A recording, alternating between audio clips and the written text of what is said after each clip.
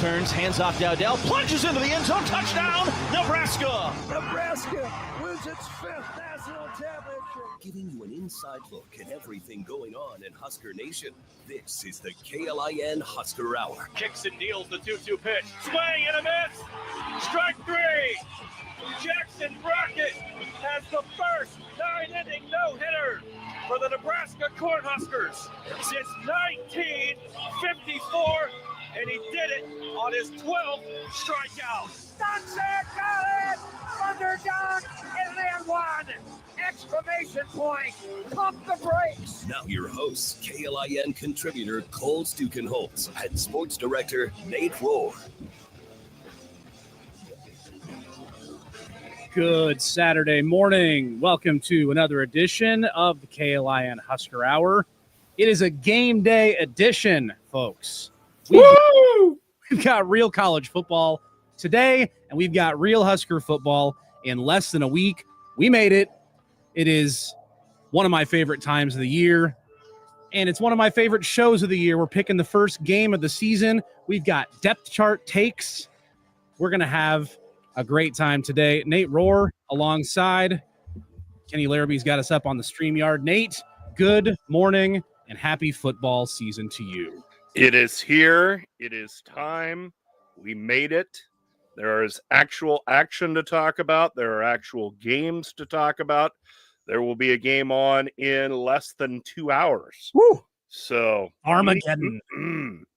Hey, I'm going to Fresno State, Kansas later today, working that for Westwood 1. There you go. 5:30 kick at the reimagined, fancy word for we spent a lot of money on this, David Booth Memorial Stadium in Lawrence. So fired up for that. Yeah. Very good. Very good. Fired up to have our guest today. It is brand new Nebraska football play-by-play man, Kyle Crooks. Kyle's going to join us here shortly to give us all his thoughts that he's going to unload on the radio next Thursday. So we're excited to have Kyle on from the Huskers Radio Network. We're also going to talk a little bit about that volleyball match last night. That second set especially, gets you all excited. And before we do that, I want to do one thing first, because I couldn't help but notice, Nate, that on a little website called d1softball.com, our good friend Nate Rohr, play-by-play voice of Husker softball, Nate and the Huskers Radio Network is up for best radio team. And you can vote for that at d1softball.com/2025 Golden Mike Awards. Up for a Golden Mike Award, and very well deserved. Hopefully you win. Hopefully Husker Nation does their thing for you guys, because would be well deserved, Nate. Good job. Well, thank you for the kind words. Yeah.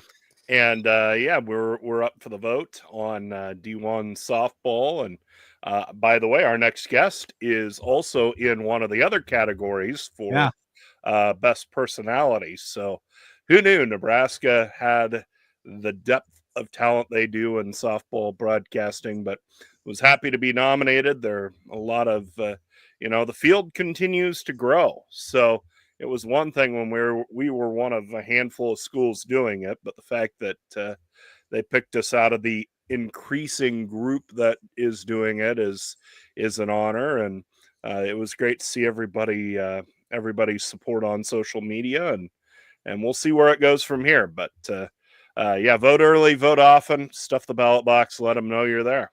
Yeah, and like Nate said, you can vote for our next guest, Kyle Crooks, and obviously we knew this show needs some personality, so we're excited to have him on in just a little bit. But Nate, this weekend already had me excited, and this morning has already gone great. We've already got Tottenham Hotspur victory over Man City, 6:30 kickoff. You better believe I was watching. Way to go, chickens. I've got 3 fantasy football drafts in the next 10 days. I've got kids' soccer games starting up on Monday. It's full into fall, but I don't think it's really fall until Nebraska shuts down a top 3 opponent to start the volleyball season, to the tune of a 25-11 second set and a 4-set win. Did a 4-set victory for Nebraska when we picked these last Saturday, Nate. But boy, how about that debut at Pinnacle Bank Arena for Danny Busboom Kelly and this 2025 Husker volleyball team.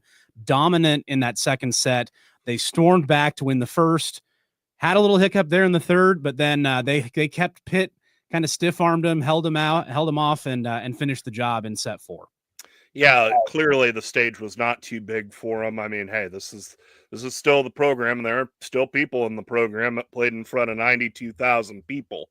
So 15,000, while a bit of a bump from the norm, is still within their reach. But the second set, things just got rolling, and you wonder if Nebraska had a late surge in that first set that finished off the first, because the first set was close pretty much throughout.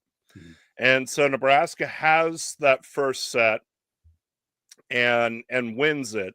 And that's a blow to Pittsburgh. And oh, by the way, the adrenaline of starting to play is wearing off, and the realization that you've got 16,000 people against you. It's 16,000 against 6. And it was too much for Pittsburgh to deal with for a set. And it just seemed to overwhelm them. Nebraska really got the slide going, really got the Andy Jackson aspect of things going, was blocking well. They had Olivia Babcock locked down for a little while, or at least slowed down. Yeah. Locked down 21 kills. What am I talking about? But, she only hit 151. She swings a lot. Yeah. I mean, 58 attacks, I think, was the number. And so, she's an elite player. She's going to get hers, eventually. But it took them a lot of effort to get hers. But it just felt like everything unloaded on Pittsburgh in the second set, to their credit. And they're a really good team. Yeah. That third set, they bounced back. And then the fourth set, Nebraska was just a little bit better. From the match last night, my thought is you're worried. Worried's exaggerating it a little bit, but serve receive is a problem right now, or at least a weaker point. Problem's overstating it. Serve receive was a little weak last night, but the front, whatever worries you had about the front row, at least for a night, were answered. You were able to get Harper Murray going pretty well. Maybe you would like to see a little more from Nebraska's serve game. But, all in all, there's a lot of good out of this match beyond just winning it, because there's plenty of things Nebraska did right, but you don't walk away going, they played their best match. Everything worked. There were points where things went quiet. There were points where they couldn't stop Babcock. But they were able to work their way through it. And look, they just knocked off the number 3 team in the country. That's a win you bank for December when you're trying to make your case as a top 4 national seed. So really good night, plenty to build on. A lot of good out of that match last night. Forget, Pitt is not only 3rd in the country right now preseason, they've made 4 straight Final Fours. Olivia Babcock was the player of the year last season, the freshman of the year in the country before that.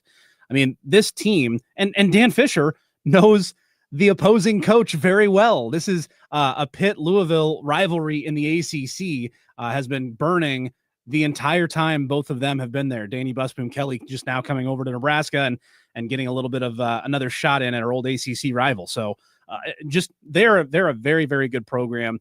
And obviously Nebraska gets this on home court. That helps a lot, but boy, I mean, it's a great start for the era for DBK. It's a great start for this roster. You have a lot of weapons that you can deploy, and everybody contributed. Obviously the stars were stars, but you had Taylor Landfair hitting a couple critical shots late in that 4th set to put it away. Virginia Adriano contributed. You have obviously a lot of options in the back row. Lainey Showboy, Olivia Malk both had moments, and Bergen Riley having the starting setter job, one of the 3 captains. She did well. And you even saw, I like the references to getting the backup quarterback some snaps with that late in the second set with getting the second setter in. Yeah, Campbell Flynn. But yeah, Bergen Riley ran the offense well, and I think once you have a few more matches under her belt, I think you're going to see this offense really start to click. The speed is going to increase. As we know, Danny Busboom Kelly likes to run that offense a little bit quicker than maybe John Cook did.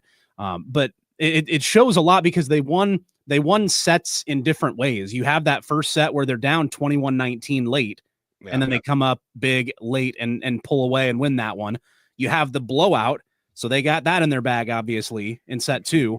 And then in set 4, I don't know if it was 2 points, 1 point. Like, it went back and forth, maybe like 8 or 9 points in a row, it seemed, until finally Nebraska got a 3-point lead, and then they got a 4-point lead, and Pitt cut it to 1 again, and then Nebraska finally ended it. But they won sets all different ways in that first match, and now they get Stanford tomorrow in another top program, and they're going to have the same home court advantage, and maybe they'll try a little bit more. Maybe they'll throw some different things out at the Cardinal, but you can't ask for more from a debut like that in a setting like that to start this volleyball season. Yeah, the question is, what challenge will Stanford present to Nebraska on their home floor? I mean, these are two programs that have seen plenty of each other over recent years. Stanford yesterday won it in 4 over Florida, so they're 1-0 as well. I'm sure Stanford sees it as an opportunity as well that, hey, we didn't have to play the first match, and though I think the atmosphere is going to be electric Sunday for the match against Stanford, it's not going to have quite the same oomph on it. It's not going to have quite the same. It's not the first at PBA, and it's not Danny Busboom Kelly's first. So it's not, it doesn't quite have those little things that we're adding extra. It doesn't mean, that it'll make the difference in the match, but it does ease the task a little bit on Stanford. That it's still a pretty tall one in their case to try and come into Lincoln and capture a win. If Nebraska can receive the serve effectively, they'll be fine. They should be able to win. But that, like I said, it's my one concern out of the match last night was Nebraska giving up the aces they did. Otherwise, you feel good about what you saw. Yeah, no doubt. All right. Well, we've got a good show. Like I said, we are going to be joined very soon by Kyle Crooks, new Husker play-by-play voice of Nebraska football. We've also got some schedule news for 2026. Could Tony Petitti's ploy have actually baited the SEC into doing something he's wanted all along? And yes, we will get to the game against Cincinnati. Plus, we've got depth chart thoughts as Nebraska has released the depth chart before their 2025 season opener. Busy Saturday morning. Stay with us. We're back with Kyle Crooks right after this here on 1499.3 KLIN. Save big money.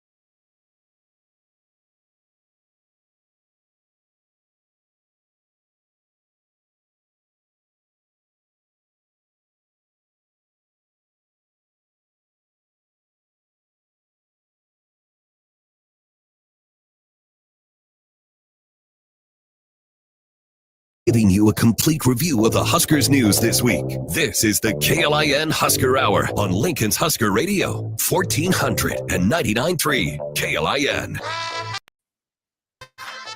We are up on the StreamYard. You can find us on YouTube, Facebook, and Twitter, the KLIN socials. We're also on the Husker Hour Facebook page. And right now, Nate and I are very excited to be joined by new play-by-play voice of Husker football, Kyle Crooks, making his debut in just 5 days down. Kyle, thanks very much for joining us. How are you this morning? Yeah, appreciate you having me. It's crazy. The days are kind of withering away here. It seems like it's taken forever to get to this point, but now it's truly within striking distance here to start the season and start my tenure calling games. So it's an incredible thought to think that the season's going to be kicking off here, and I'll be able to have a chance to put on that headset. Yeah, well, I wonder how much of your prep you've already got behind you. What percentage do you think up to 100? Do you think you have ready, or do you still have a little bit to go? Where are you at on that? Yeah, I would say I'm probably 98%. I think the good thing is, so yesterday the official depth charts came out. I mean, I've been at football practice pretty much every day besides maybe 2 practices throughout fall camp. And so I had a pretty good idea of what the 2 deep was going to look like. And then Cincinnati was, okay, what's your best guessing game here as to what the 2 deep is going to look like through articles and things like that. But luckily, which, is never a given, and for the first game of the year, is the opponent going to have a depth chart? But luckily they did post their depth chart yesterday, so that sort of accelerates that process. And I was actually I was batting closer to 1,000 than I thought for their depth chart. So that I didn't have to do a lot of shifting and moving around on my charts, but we're pretty much just about there, which is a good thing. A bit of a relief, especially heading into that first game, to have a good idea of where things are. You mentioned you've been at practice more or less every workout. What is the one thing that has maybe surprised you, or the one thought that's been the biggest change for you from the preconceived picture that you had when you walked in, when you moved out here? What has changed? What have you learned about this football team in the month of watching them work out and get ready for the season? Well, I think the biggest thing is that the hype is real. I think there was a hype, a local hype for a while because, Nebraska fans know this team really well. And then all of a sudden the national media started to pick up on what this Nebraska team could be. But I think the first thing you notice when you go to practice is you truly see how big this team is at the line of scrimmage. And then, the one thing that I've tried to watch pretty closely going out to practice is, okay, that, the tackle positions have been one of the biggest storylines, right? Who's going to win that left tackle job? Who's going to win that right tackle job? And, it could look one way coming up on Thursday, and by week 4, we could have a different perspective as to who's where. But, to see a guy like Gunnar Katula have a really good camp, and Teddy Prohaska, who's gone through so much in his career, and to see his perseverance. And then, I think you want to see how the coaching staff goes about their business.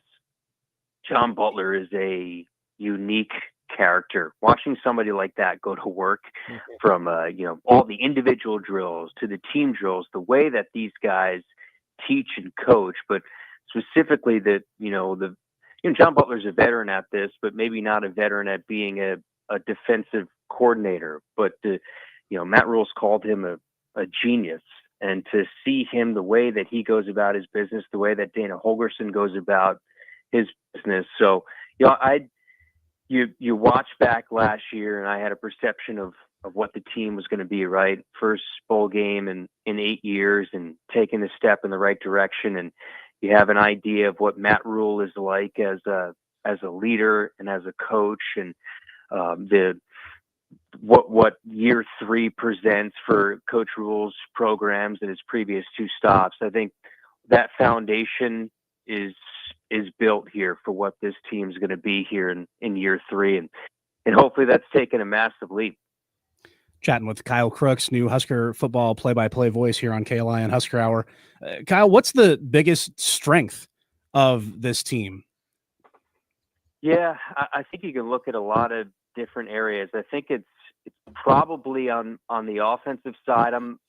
Day one, I'm looking at, aside from Dylan, and I think part of it, maybe we shouldn't look at it this way, is we sort of think that's a given, right? Yeah. Because he had that first full year as a true freshman, and I've talked with so many people, and you guys know, I mean, that's just incredibly rare as a true freshman to start every game in your first season.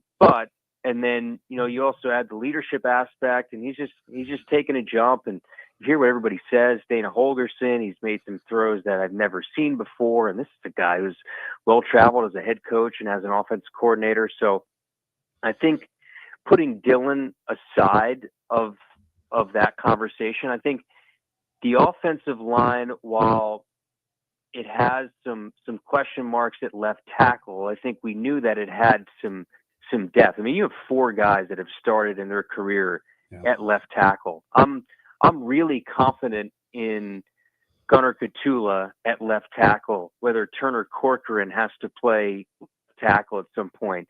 Oh yeah, Elijah Pritchett is right now listed as your 3rd guy at left tackle who started at Alabama. He started 11 games at Alabama. He's played under Nick Saban. So for me, that just shows you the depth. And then I put it the core 3 at the middle of the line of scrimmage on the offensive side: left guard, center, right guard.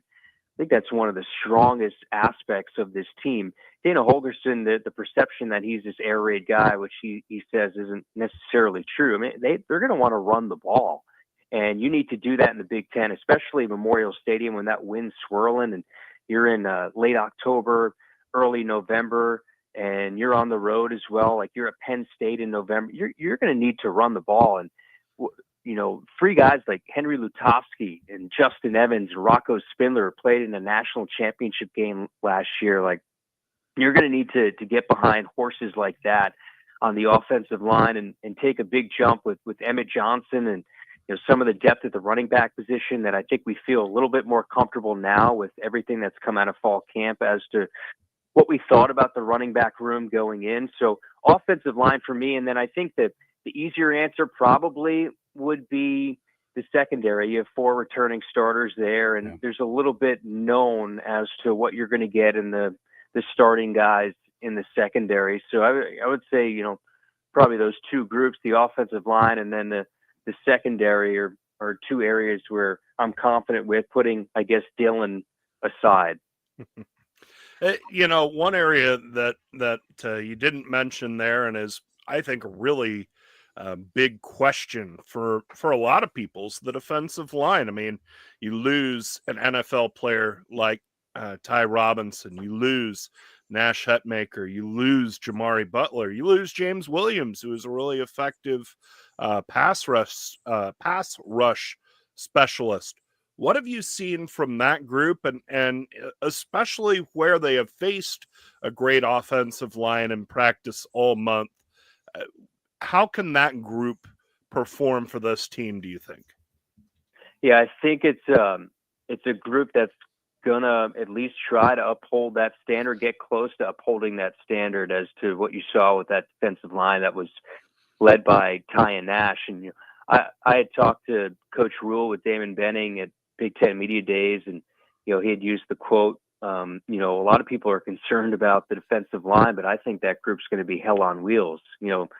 Coach Rule sees them every day, sees them go to work, and much like the offensive line, defensive line, you see them up close, and it's a Big Ten group. They have size, they have strength, power.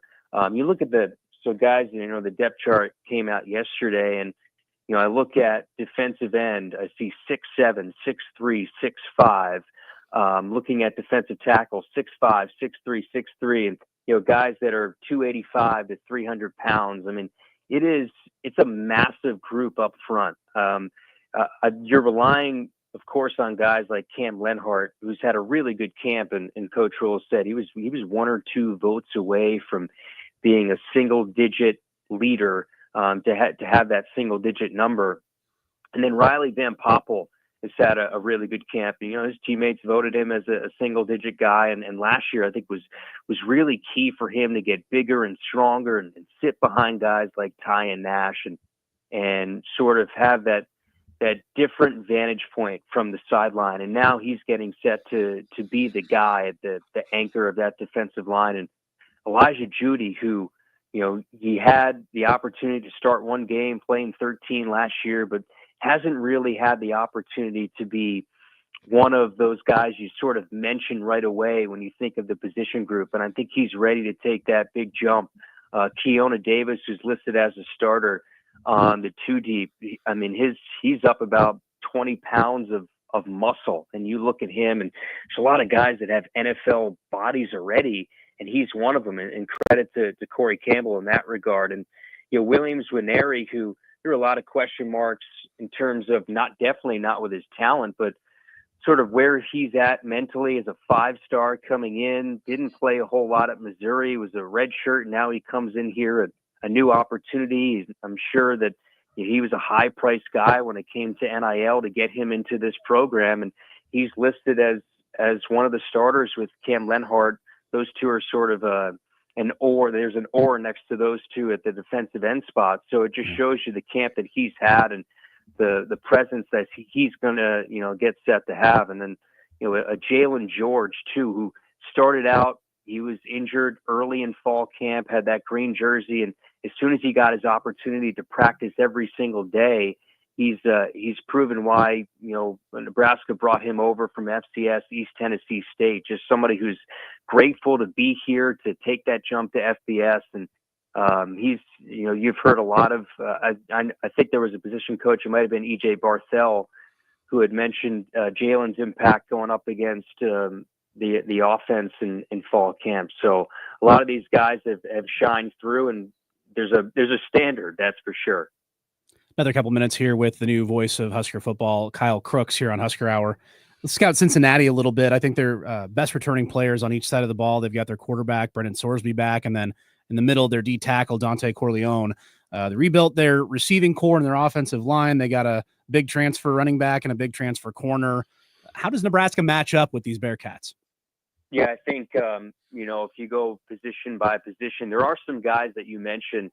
I mean, they're going to have a first-round pick in the NFL at tight end in Joe Royer. He broke the tight end reception record that Travis Kelce had held at Cincinnati, and that was a record that held for. Yeah, I mean, and he'll be in the building. A lot of people wonder if Taylor Swift's going to be there too. So I guess we'll find out once Thursday comes. But Joe Royer is going to be a huge part of the passing game. I think the difference, guys, of what Cincinnati offensively might be able to do is take the top off the defense. Brendan Sorsby, he's a dual threat guy, but doesn't necessarily look to run right away. I mean, he had 9 rushing touchdowns last year, but you know, he could sling it a little bit. He's very good from, you know, underneath routes, 10 yards in, but his completion percentage was not good at 20 plus yards down the field. So can they become an explosive offense?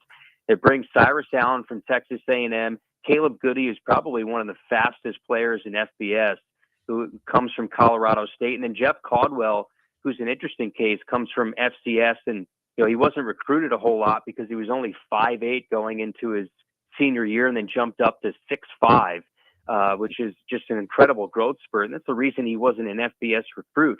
Those 3 right there are going to be key, along with Joe Royer. And then you have, you know, 2 different running backs. Tobby Walker's a pinball. He's going to run tough. And then Evan Pryor's their big play guy at 4 touchdowns at 55 or more yards. Those are 2 Doak Walker guys. And then on the defensive line, nose tackle, you said it. I mean, he's Dante Corleone. They call him the Godfather for good reason, of course, with that last name. I mean, he's gonna screw some things up for Justin Evans and those guys, that core 3 I mentioned on the offensive line. He's gonna make it tough to run the football. And then, you know, Cincinnati, they had a lot of injuries on the defensive line last year, so they get a pair of defensive ends back, and Jalen Hunt and Micah Coleman. They're trending in the right direction defensively. They were not good in year 1 under Scott Satterfield, who if you look at it from a 30,000 foot view, he's under some pressure this year. They're 8-16 in his first 2 years. They have not been good in their first 2 years of Big 12 play, but don't get it twisted. This is a Cincinnati team that it's going to, I would assume, is going to be a bowl eligible team that brought in a lot of talent. Does have some question marks like Nebraska, but on paper, as you would expect, Nebraska is the better team heading into this one. Well, we can't wait to see what it looks like on Thursday. And I know Nate and I, being a couple radio guys, are really excited to see and hear what it sounds like when you make your debut there down at Arrowhead. Kyle Crooks, new Husker football play-by-play voice, joining us here on Husker Hour, getting us ready for the season. Kyle, we're really excited to hear you on the call. Best of luck, and we'll talk to you again down the road. I appreciate you guys. Anytime. Thanks for having me. See you, Kyle. There he goes, Kyle Crooks of the season. And I agree that I think the strengths of this team, Nate, offensive line, secondary, if you're going each side of the ball. But boy, I really like the fact that they have a play caller like Dana Holgerson and a trigger man like Dylan Raiola making everything better around them. That's to me the strength of the team. Yeah, I think it's a force multiplier because, just as a good offensive line can help a quarterback look better, a good quarterback can shift you into the right play to make the offensive line look better. But, the one thing we didn't talk about there, we didn't have time to, the wide receivers. That's a big question for me on the offensive side of the ball. It's one where I think they'll be able to answer it, but the at least the basic outlines feel very similar to last year, where quite a few transfers, guys who have played, now can they produce here? I think the odds are better, and I think they're in a better environment to succeed, but there's a lot that feels similar. Yeah. Well, I if anything, I think everybody can be rest assured that Kyle Crooks is ready for this. He's very prepared. He knows what he's talking about. He's got the whole thing broken down. We'll be listening on Thursday on the Huskers Radio Network call. All right. When we come back, some thoughts on the depth chart. Kyle already went through a couple of those. We'll give our thoughts on that, and then we'll give our picks. What's going to happen on Thursday? Nebraska, Cincinnati, and of course, our pick for Nebraska, Stanford volleyball tomorrow as well. That's all coming up here on the KLIN Husker Hour. No, please don't wake me. Oh, Nina.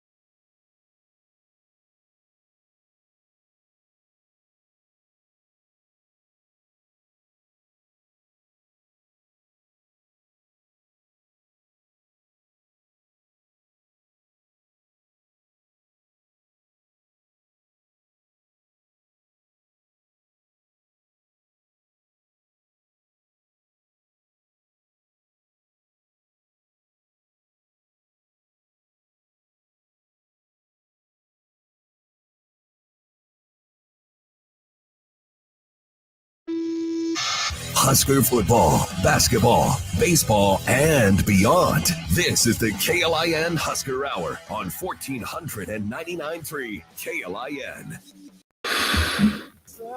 Good stuff from Our last guest, Kyle Crooks, first time on Husker Hour, first time on his call on Thursday. We'll all be listening as Nebraska and Cincinnati get going at Arrowhead. If you missed that, make sure you're subscribed to the podcast feed within Spotify, Apple Music. You can find it at KLIN.com. And we're up on the StreamYard as well. You can watch it back on YouTube if you want. Also Facebook and Twitter. Nate, I know that Kyle got in a little bit to the depth chart. I want to dig in a little bit to this depth chart. We got a Christmas coming early with the Thursday game. We didn't have to wait around for the Monday or Tuesday where we don't get to talk about it. Yes. So, very good stuff for from selfish purposes. I'm gonna start with you. Anything surprise you in terms of a position group, or maybe a freshman being higher than you thought he would be, maybe somebody not being as high as you thought they'd be? I'll give you a couple. At the quarterback position, I was surprised Latif was alone as the second quarterback. I said it, I think, when we did our position breakdown. I thought at some point this season, TJ Latif would move into the second spot. I'm surprised it happened this quickly because the thought would be a true freshman against the old hand Jalen Gramstad. Jalen would at least hold down the spot for a while Latif settled in. Now, of course, maybe I'm underselling the idea that Latif was in for spring, was in for the whole prior semester. So he's a true freshman, but he's had a semester of football. And Dana Holgerson pointed out, hey, we've installed the offense 4 times with him around. And so he knows it. He knows the offense, and he has some really alluring physical capabilities. He can throw it, sure, but, of the 3 quarterbacks on the depth chart, he's the most mobile. He's the most dangerous running the ball. So I was surprised by that, but maybe I shouldn't have been. And then on the defensive side of the ball, and maybe this is just a labeling thing or whatever, but Riley Van Poppel was a single-digit guy. He's a guy who's had a pretty big profile for a guy that hasn't played a whole lot, and he's second at nose guard. And maybe it's just a matter of, hey, he and Elijah Judy are going to split snaps pretty much down the middle, or maybe Judy's going to get, he's going to have 5 more snaps in a game, let's say. I was a little surprised by that. The fact that Van Poppel wasn't starting. I mean, Judy's had a good camp. They feel good about him. He's a veteran guy. That's an old man's position in a lot of cases. I mean, where that's a position predicated on girth, on being bigger and stronger than the guy across from you. Yeah. But those were the 2 things that hit me the hardest when the depth chart came out yesterday. Yeah, I think one of the things that stuck out to me the most is that tackle position battles appear to not be settled, or they just are so close. They're just putting the oars out there. You've got all 5 guys oared up on the depth chart, with Gunnar Gatula, Turner Corcoran, and Elijah Pritchett on the left side, and then Prohaska and Canuck over on the right. Look, if Teddy Prohaska is healthy, let's go. The guy is massive. You saw the picture earlier this week on social media with Dylan Raiola and the offensive lineman. And Raiola's a tall dude, and he's right in line with almost all of them. And then Prohaska is like a foot taller than everybody else. Yeah. It's insane. So if he's healthy, that's good news for Nebraska, I think. And if he is healthy, I think he has that job, and hopefully he can stay healthy. And then obviously the battle on the other side too, with the Alabama transfer and last year's starter and then the previous year's starter and Corcoran. The other thing that sticks out to me, Nate, you've got some oars included here with Pritchett in a battle at left tackle, with Waneri in an oar at the top defensive end spot with Lenhart. And then you've also got Marquise Watson-Trent in an oar with Vincent Shavers. But the amount of transfers that are sitting in starting positions, you've got every level of the defense with Andrew Marshall, potentially Marquise Watson-Trent, and Desan McCullough at linebacker, and then Waneri on the defensive line. And then potentially 2 offensive linemen, and obviously 2 of the 3 wide receiver spots. That's quite a bit for what you are looking at with this team. Matt Rule, we obviously talked a lot about this transfer class, and Rule was messing around in it. I think that Nebraska really committed to the NIL piece. They went and got guys they needed in positions they needed to fill, and that part of it is really interesting to me, because you have this culture that Rules tried to build, and this is very different than what he had at Baylor and Temple. The NIL era and the full, every year you can transfer thing, that was not the case last time he was in college. So yes, the year 3 thing is a trend, and that's what everybody wants to talk about. But the transfer thing kind of throws that all up in the air. Now, maybe they still take that next step because the culture is set with all the returnees and all the other things that we've talked about. But the transfer aspect of it is really interesting to me, and I'll be kind of watching to see how many contributions those guys make. And then the other thing that sticks out, Nate, the number of freshmen on this. You have Dawson Merritt is your third linebacker behind Javen Wright. You've got a couple redshirt freshmen, actually 4 of them on the depth chart in the secondary.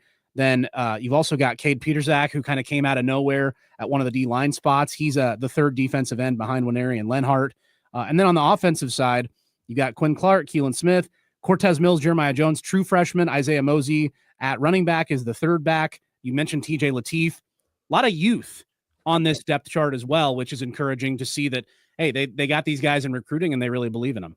And this is still for the talk of third year and the idea that Matt Rhule has had a young roster through his first 2 years. This is still one of the youngest rosters in the Big Ten. And while you don't expect a lot of freshmen to start, there are plenty of freshmen, redshirt freshmen, etc., that are going to play. And especially at the skill spots. I mean, where, you've got Dane Key, but then Mills is a freshman. Jeremiah Jones is a freshman. The running back spot, with Emmett Johnson, but then it goes freshman, sophomore. Mm-hmm. Young guys are going to have to contribute quite a bit early on. But like you said, that also says that the guys that they're getting out of high school, they're getting guys that can contribute. And in this day and age of college football, you need that. You can go fix your ills in the transfer portal. But if you're going to be a culture-driven program, as Matt Rhule wants to be, if you're going to build something sustainable, you're going to need to bring in guys that sign up as an 18-year-old freshman. You feed them, you make them lift weights. They play a little the first couple of years, and then their sophomore year, their junior year, their senior year, they're ready to go. And we saw that to an extent last year, for what it's worth, with Vincent Shavers, McGahee, Ja'Cory Barney, among others. But it needs to be a more consistent thing in this program. And the depth chart says that at least they're on the right track on that. Yeah, and hey, kick returner aside, there's a few oars there. There is one starter who's a freshman with a bullet on this depth chart. Our guy, Archie Wilson. Oh, yeah. And hey, we've seen specialists come in as freshmen. Yes. And be able to do the job for 4 years. And boy, wouldn't that be a luxury to just sign away the kicker position or the punter position for 4 years and say, okay, it's all yours, big guy. And we can rely on you to flip the field, to hit field goals, whatever. And I think that's where Archie Wilson is. Very excited to see him work in a game. I mean, heaven help me. And I know the 1890 practice was a lot of individual drills, a lot of very, football minutia. But maybe the most, my biggest takeaway was watching Archie Wilson punt and how funky that ball is. Yeah. And if it was funky on a pretty warm night in August, get him in Happy Valley in mid-November and see the magic happen. Yeah, let's go. And I mentioned transfers and freshmen. There are a couple transfers who could be starting on the special team side as well, with obviously Kevin Gallick winning that long snapper job out of the portal. And Kyle Kunenin is in a battle with John Hull. They're both listed as oars at kicker. So the quest continues for some consistent special teams play. Mike Eckler will unveil his work from the offseason on Thursday as well. All right, when we come back, Nate and I will unveil our picks for this Nebraska-Cincy game. We'll give you the keys, the players to watch, and then we'll wrap things up with how to get you ready for the weekend, including another top 10 Nebraska volleyball matchup right here in Lincoln. That's all coming up here on the KLIN Husker Hour. Stay with us.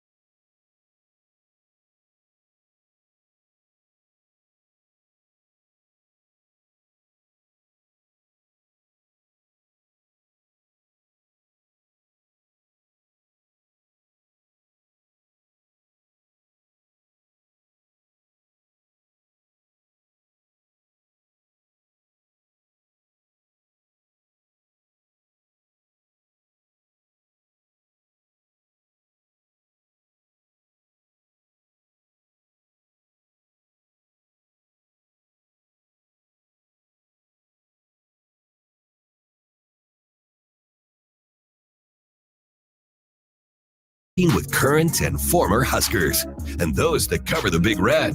This is the KLIN Husker Hour on Lincoln's Husker Radio, 1499.3 KLIN. All right, the time has come. Long off season. Nate and I went through whatever the radio equivalent of mat drills is. Position previews in the summer conditioning is, as we like to call it. But now we've finally made it to game week, and now Nate and I show off all our hard work. We're in the best shape of our lives radio-wise, and we're ready to break this thing down. Nate, where are you looking first in terms of a matchup where Nebraska might have their hands full a little bit against Cincinnati? Well, Kyle mentioned it in his comments to us. I'll start in the middle of the line. You've got the defensive tackle for Cincinnati, the Godfather Corleone, against the middle of the Husker offensive line. And if Nebraska is able to neutralize Corleone and keep him from being a factor, then I like Nebraska's chances to do what they want to offensively. As we've seen, when the other guy has a pretty good defensive tackle, it messes up your offense. And especially in a first game of a season where your rhythm may not be quite right, even if, things are good, even in an optimal situation, you're going to try and get yourself going by running the football, by play action passes. And that only works if you keep the big guys out of the backfield. And if there's a lane for Emmett Johnson to run through. So it's got to, we say this every week. It's got to start up front, but especially where you're talking about, I think, Cincinnati's best player and your ability to control this game from an offensive standpoint.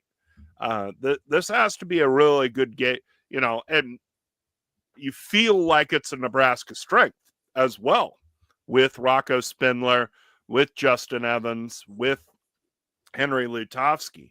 So it feels like a strength-on-strength situation where if you neutralize their strength, you're going to be all right. So that's where my eyes are. Yeah, I will also stay on the defensive side. They got one of the most sought-after transfers in the portal this offseason, and it just so happens that Fantastic Four came out this year. The guy's name is Matthew McDoom, Dr. Doom in the secondary. He's going to – I don't know if he'll shadow Dane Key. I don't know if he's going to stay on one side, but – We've talked a lot about how we're excited about this receiver core. Maybe there still is some skepticism until you see them in action and see them get it done. But they have a really good player on at least one side of their secondary that will be one to watch, and Raiola will have to work around that or challenge him. We'll see. One of the things that I'm watching for in this game is we saw it last 2 years. You've seen Tony White and Terrence Knighton being the DC and D-line coach, and they've rotated heavily up front. Will John Butler, Terry Braden, will they do the same? Is that a Matt Rule philosophy? Was that a Tony White thing?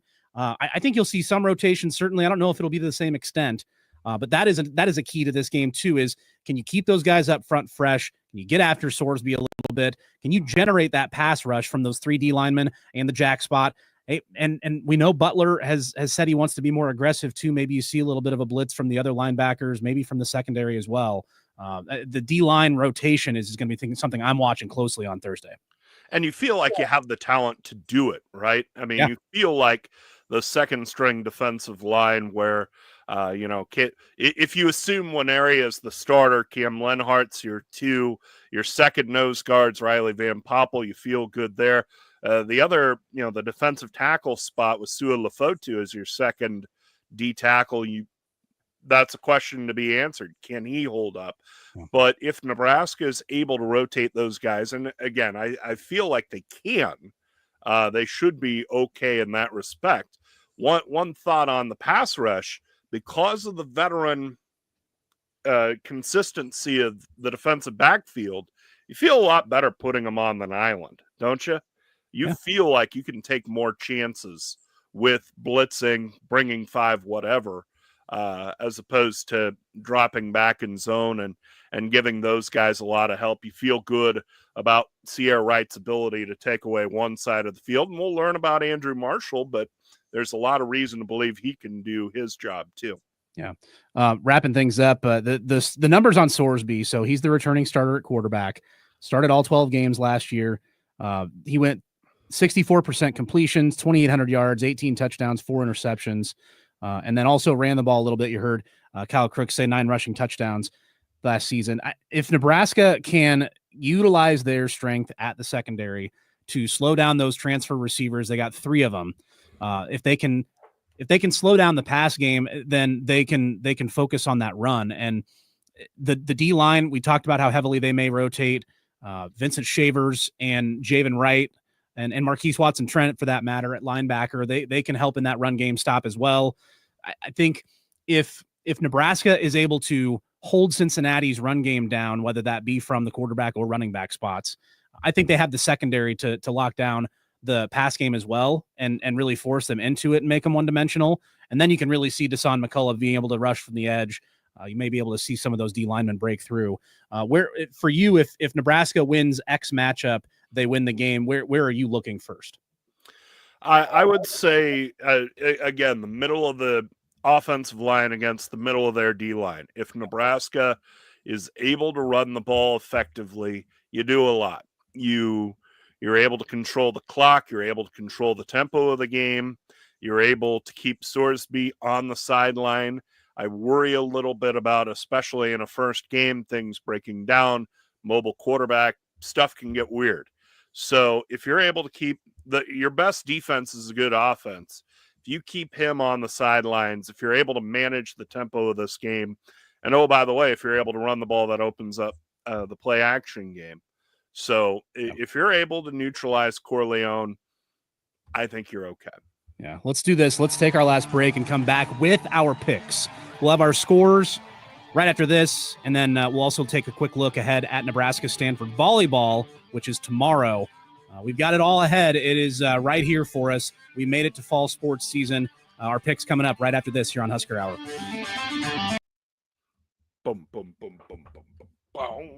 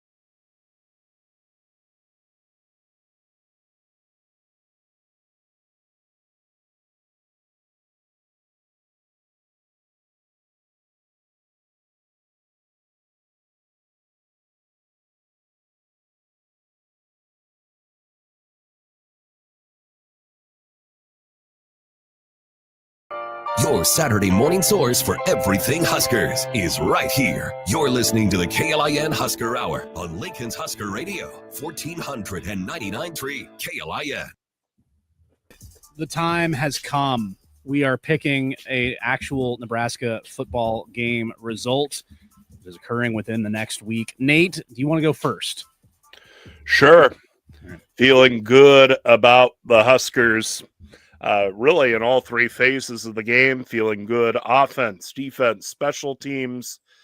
I think it's a comfortable win for Nebraska. 31-14 for the Huskers. Wow. Line is 6.5, by the way. Like I said, feeling good. Boy, oh boy, you are. All right. I am feeling good enough. And so here's where I'm at. I like all the changes that Nebraska's made in this offseason. I like the fact that they brought in a lot of transfers at key positions who are going to be really good players. It's the first game. It's kind of in a weird environment. It's not a home game, but it's going to feel like a home game. There's a lot of pressure on this year, and I just feel like it's going to be tight. It's going to be tight, and it's going to come down to the wire, but I like Nebraska to get it done. 27-23. Nebraska does not cover, but they get the dub, and they move on with their lives. All right, let's move on to volleyball. Nebraska took Pitt down in 4 last night. They've got Stanford on Sunday. Where do you see that one ended up, Nate? The serve receive problems gave me some pause. Plus, now they've got a game of film on you. Huskers win it. I think it goes the distance. 5 again. Okay.